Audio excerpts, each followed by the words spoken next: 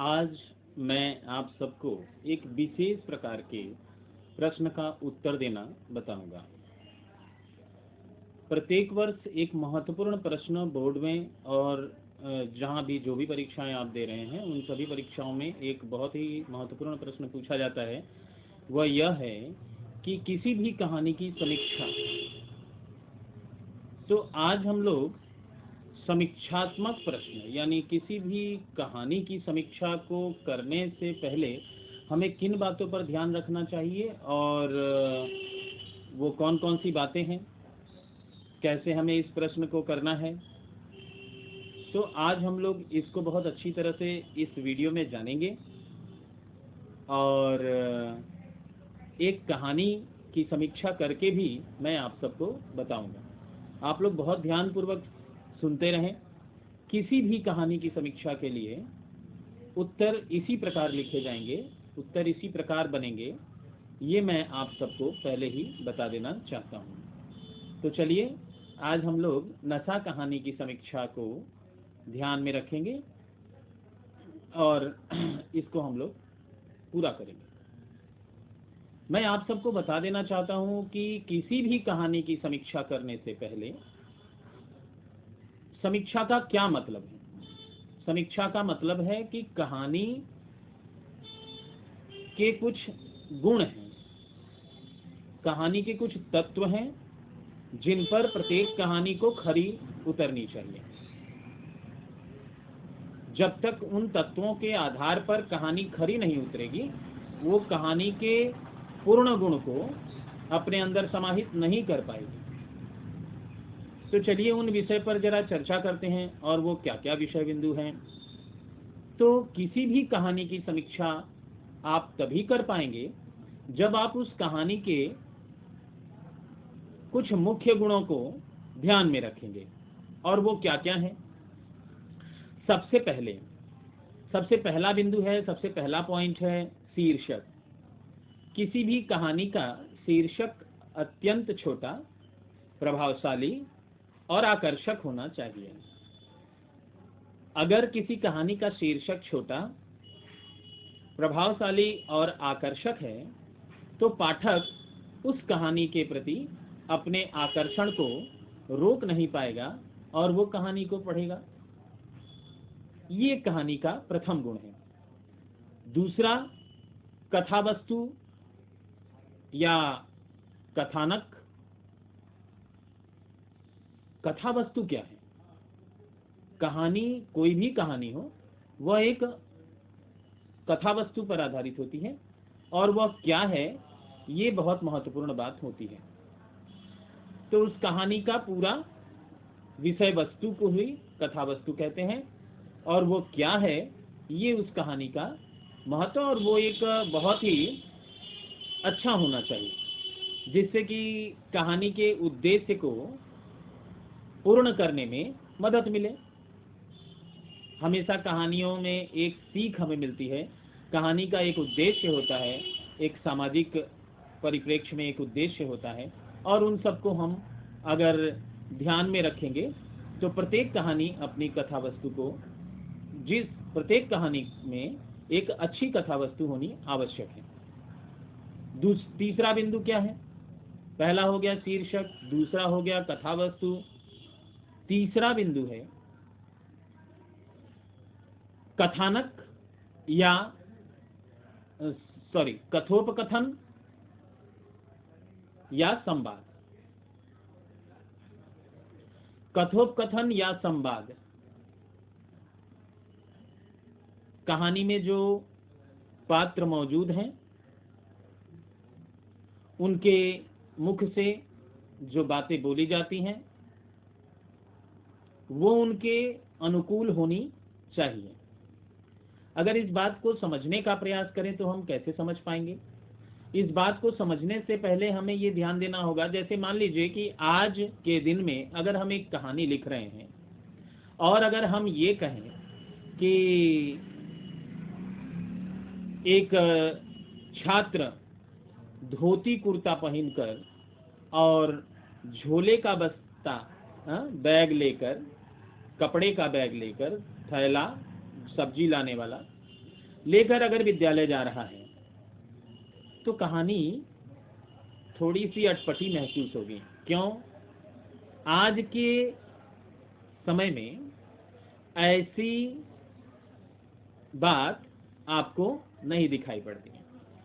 तो आप इस कहानी के गुण से ये हट जाएगी और ये बात पूरी नहीं होगी।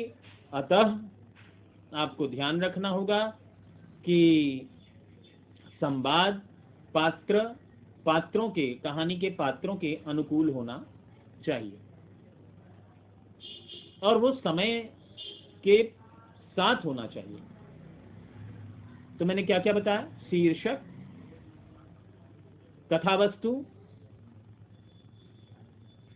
संवाद और अगला बिंदु है पात्र और चरित्र चित्रण। कहानी में बिना पात्र के कोई कहानी नहीं होती। कहानी के जो पात्र हैं और पात्रों के जो चरित्र उभर कर आए हैं वो कहानी का एक प्रमुख गुण है। और इस परिप्रेक्ष्य में जब तक हम चर्चा नहीं करेंगे, इस विषय पर जब तक हम चर्चा नहीं करेंगे, तब तक कहानी का गुण पूर्ण नहीं होगा। तो एक बिंदु यहाँ पर है। अगला बिंदु क्या है?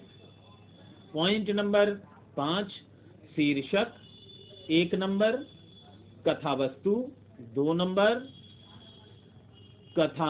संवाद 3 नंबर, पात्र और चरित्र चित्रण 4 नंबर और नेक्स्ट पॉइंट है 5वां, देश काल एवं वातावरण।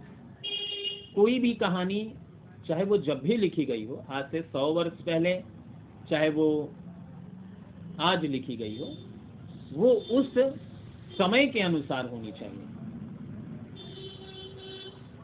उस समय देश काल की स्थिति, देश के वातावरण को अगर ध्यान में रखकर कहानी नहीं लिखी गई होगी तो कहानी अपने गुण से हट के आएगी हमारे सामने। तो देश काल और वातावरण, ये अगला बिंदु है। 6वां पॉइंट क्या है? नेक्स्ट पॉइंट है हमारे पास भाषा शैली। भाषा शैली वह बिंदु है जिस पर किसी भी कहानी की लोकप्रियता निर्भर करती है। भाषा शैली पर ही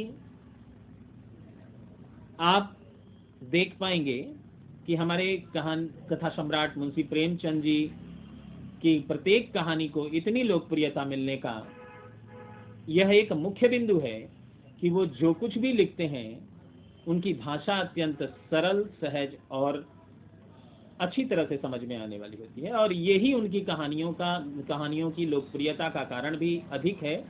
और साथ ही साथ आप उनकी लोकप्रियता का भी यही कारण है। कहानी अधिक से अधिक लोगों तक पहुंचेगी तभी जब कहानी की भाषा अत्यंत सहज, सरल और बोधगम्य होगी, समझने लायक होगी। नहीं तो ये एक बिंदु हो गया, भाषा शैली। अगले बिंदु पर अगर हम चर्चा करें तो कहानी का उद्देश्य। कहानी का उद्देश्य हमें कहानी को पढ़ने पर और कहानी के बारे में सोचने पर बाधित करता है। प्रत्येक कहानी का एक बहुत अच्छा उद्देश्य होना चाहिए। अनुद्देश्यपूर्ण लिखी गई कहानियां तमाम हैं, लेकिन वो साहित्य में अपना स्थान नहीं जमा पाती। तो प्रत्येक कहानी का एक सुंदर उद्देश्य होना चाहिए और उस उद्देश्य से कहानी लिखी होनी चाहिए। और अंतिम भाग है, माने अंतिम बिंदु पर अगर हम चर्चा करें तो वह है कहानी का प्रारंभ और अंत।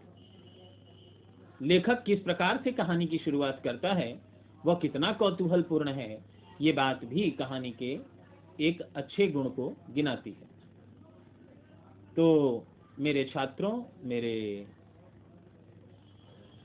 दर्शकों, मैं आप सबको आज ये बताना चाहता हूं कि प्रत्येक कहानी की समीक्षा जब भी आप करने चलें तो उस कहानी को इन 8 बिंदुओं पर आप तौलें। जो कुछ भी उत्तर निकल कर आएगा वही कहानी की समीक्षा होगी। चलिए एक छोटी सी कहानी, एक अच्छी सी कहानी नशा कहानी की समीक्षा हम लोग करते हैं। मैंने पहला बिंदु बताया शीर्षक। तो मैंने क्या बताया था? मैंने बताया था कि शीर्षक अत्यंत छोटा, सरल, सहज, आकर्षण पूर्ण होना चाहिए। नशा कहानी एक अत्यंत ही छोटे शीर्षक की कहानी है और नशा शब्द प्रत्येक पाठक को पढ़ने के बाद आकर्षित कर ही लेता है कि आखिरकार यहाँ किस नशे की बात कही गई है, और नशा कहानी इस बिंदु पर खरी उतरती है। दूसरा बिंदु हमने बताया था आपको कथा वस्तु। कहानी की कथा वस्तु मध्यम वर्गीय एक साधारण व्यक्ति से जुड़ी हुई है। किस प्रकार मध्यम वर्ग में रहने वाला कहानी का पात्र मध्यम वर्गीय परिवार से जुड़ा, कहानी का पात्र वीर, उसके चरित्र में दोहरापन है। वह जब अभावग्रस्त रहता है तो एक तरह की बातें करता है, और जब ईश्वरी के घर जाकर वह जमींदारी के मजे लेता है, उसके बाद उसके व्यवहार, उसके परिचय में, उसके व्यवहार में, उसके बर्ताव में परिवर्तन आ जाता है। यही इस कहानी का मूल कथा वस्तु है कि हमें इस प्रकार के चरित्र के भी बहुत सारे लोग समाज में दिखाई पड़ते हैं। तो कहानी इस बिंदु पर भी खरी है। अगला पॉइंट अगर हम पाएं तो तीसरा पॉइंट है संवाद। कहानी का संवाद अत्यंत सहज, सरल और छोटा है और पात्रों के अनुकूल भी है। जो पात्र जिस हिसाब के हैं उसी हिसाब में वो अपने संवाद को पूर्ण करते हैं नशा कहानी में, ये आप अच्छी तरह से देख पाएंगे। अगली बिंदु है पात्र परिचय और चरित्र चित्रण। कहानी के मुख्य पात्र में ईश्वरी और वीर हैं। इसके अलावा भी बहुत सारे पात्र आए हैं। रामहरख, रियासत अली, महरा ठाकुर, मंचला ठाकुर,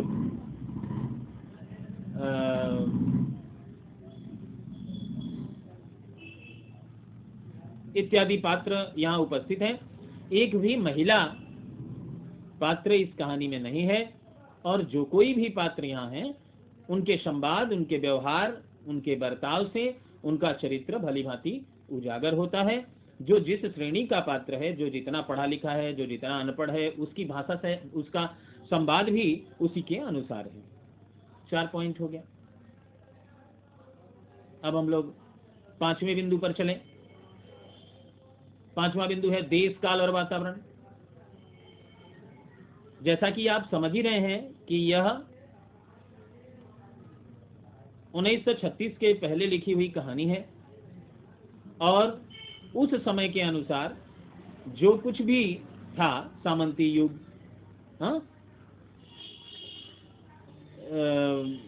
नाइयों से मालिश कराना, कहारों से पानी भरवाना, और शिकार खेलना, शतरंज खेलना, इत्यादि इत्यादि जो कुछ भी वहाँ वातावरण में है उस समय होता था, वैसा ही कहानीकार ने भलीभांति इसमें दिखाया।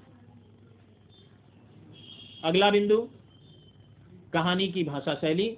मैंने बताया प्रेमचंद की प्रत्येक कहानियों की भाषा शैली अत्यंत सहज, सरल और बोधगम्य है। इस कहानी की भी भाषा शैली सहज और सरल है। अगला उद्देश्य। कहानी का उद्देश्य है कि हमारे समाज में कुछ इस प्रकार के लोग हैं जो दोहरे चरित्र में अपने जीवन को जीते हैं, और उस उद्देश्य को ये कहानी पूर्णतः पूरी कर रही है। अंतिम बिंदु कहानी का प्रारंभ और अंत। कहानी का प्रारंभ एक बड़े ही रोचक ढंग से होता है।